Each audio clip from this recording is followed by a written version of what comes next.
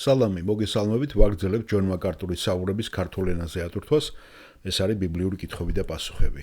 შემდეგი კითხვაც ძალიან საინტერესოა, რომელიც მე კონკრეტულად არ მქონდა ან არ მახსოვდა მოსმენილი და ეს ეხება ლუკას სახარების პირველ თავს, მე-15 თავში ნათქვამია, რომ იოანე ნათლისმცემელი სულიწმინდით იყო აღსილი დაბადებამდე დედისმუცელში ელიზაბეთთან. მაგრამ ღმერთი გვეუბნება, რომ არც ერთი ადამიანი არ არის ქრისტიანი მის დაბადებამდე. კითხვის დამსმელის სახელი და გვარი არ ვიცით, არასახელად მიუხედავად იმისა, რომ ჯონმა თხოვა ყველას, რომ დაესახელებინათ ამეთი სახელები გვარები, არ გვეუბნება, პიროვნება ალბათ ზოგს ერიდება ხოლმე, ხო, მაინც რაღაცნაირად თავისი იმის გამჟღავნება, თავისი იდენტობის, ასე რომ ეს უცნობია კითხვის ავტორი და ნახოთ ახლა ჯონ მაკარტური რას პასუხობს. დიახ, ასეა, ესე იგი პიროვნებას აკითხვა, იოანე იყო თუ არა ქრისტიანი, როდესაც ის სულიწმინდით იყო აღსილი დედისმუცელში. უბრალოდ ეს ნიშნავს, რომ ჩასახვის დროს მომენტიდან ღვთისმსული განსაკუთრებული გზით იცავდა ამ სიცოცხლეს და ამზადებდა მას იმ საქმისათვის, რომლის შესრულებაც ღმერთს სურდა მისგან. იოანე არ გახდარა მორწმუნე. მას არ შეეძლო ჩვილობის ასაკში ერწმუნა.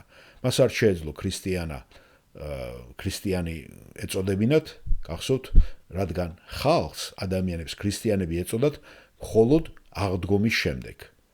აღდგომის შემდეგ ეწოდათ პირველად ქრისტიანები მათ. მას არ შეეძლო მორწმუნე ყოფილიყო, მანამ სანამ ის არ დაიჯერებდა. მას არ შეეძლო ერწმუნა მანამ, სანამ ის საკმარისად არ გაიზრდებოდა რწმენისათვის. მაგრამ ეს ყველაფერი გვეუბნება, რომ არსებობენ გარკვეული ადამიანები და ღვთით გეგმაშიც არიან ადამიანები, რომლებსაც ძალიან მნიშვნელოვანი მსახურება ჰქონდათ, რომელთა შესრულებასაც ისინი აპირებდნენ მომავალში. და უფალმა დედის საშვილოსნოში ჩასახვის მომენტიდან იცოდა, თუ რას იზამდა ეს ადამიანი და საით წარმართავდა ღმერთი მათ და ის ამზადებდა მათ ამისათვის. თუმცა ამასთან დაკავშირებით კიდევ ერთი საკითხია გასათვალისწინებელი. რადგან აქ იყო იოანე, ის დედის საშვილოსნოდანვე იყო სულიწმინდით აღსილი, ხომ? და ლუკას სახარების პირველი თავის 51 მუხლამდე როცა ჩავალთ, მისი დედა ელისაბედი ხვდება მარიამს. და მარიამს უთხრეს, რომ ის მესიის დედა იქნებოდა. გასვოთ ანგელოზმა ეს გაუცნო მარიამს და მარიამი დაფეხმძიმდა სულიწმინდით. მარიამი შედის სახლში, მიდის ელისაბედთან სანახავად, რადგან ისინი ნათესავები არიან და ელისაბედ საშვილოსნოში ყავს უკვე იოანე ნათლისმცემელი. ხოლო მარიამი იესოს დედა უნდა გახდეს. ამიტომ მათ საერთო აქვთ, რომ ორივეს სასწაულებრივი ჩვილები ყავთ თავიანთ საშვილოსნოში.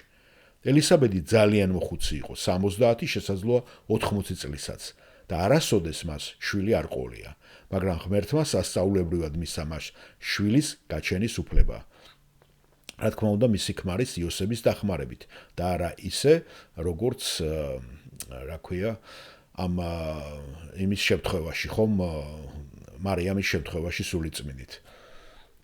ზაქარიას დახმარებით. და არა მარიამის შემთხვევაში, რომ იოსებს მონაწილეობა არ მიუღია.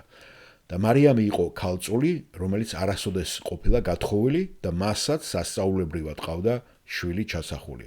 ასე რომ ისინი ერთად იკრიბებიან და 51 მუხლში წერია. ელისაბედმა მარიამის მოგითხვა, რომ გაიგონა, ჩვილი მის მუჩელში, ანუ იოანე, შეხტა და ელისაბედი სულიწმინდით აღივსო. და ეს ძალიან საინტერესოა. რატომ შეხტა ჩვილი საშვილოსნოში? რატომ ხდება ეს? პასუხი არის ის, რომ მის საშვილოსნოში მყოფ ჩვილს სულიწმინდის მიერ ძალიან ძლიერი მუხტი ეძლევა, როგორც ზეცი და ნიშანი იმ დიდი წინასწარმეტყველებისა, რომელიც მარიამში უნდა აღსრულებულიყო.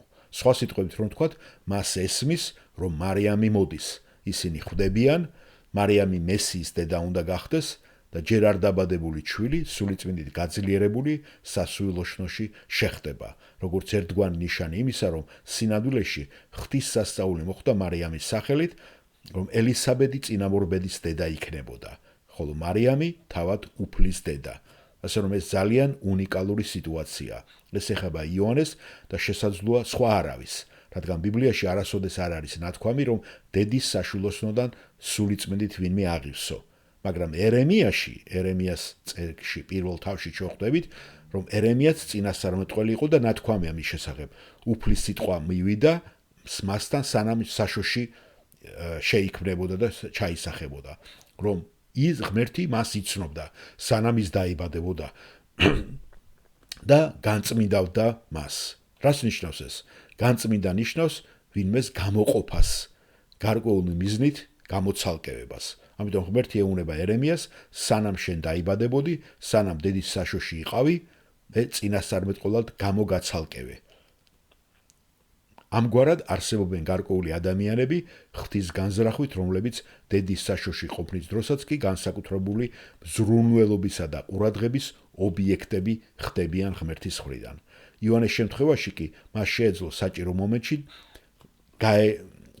ქანა ფეხი დედისთვის ბიძგი მიეცა, ანუ შემხდარიყო, რაც ერთგვარი დადასტურება იყო იმის შესანიშნავი ჭეშმარიტებისა, რომ მარიამი მოდის და ეს მესიის დედა იქნება. ასე რომ ეს ძალიან უჩვეულო სიტუაცია და არაფერ შუაშია იმასთან, იყო თუ არა იონე ქრისტიანი. იმ კონკრეტულ მომენტში ცხადია, რომ ის არ იყო.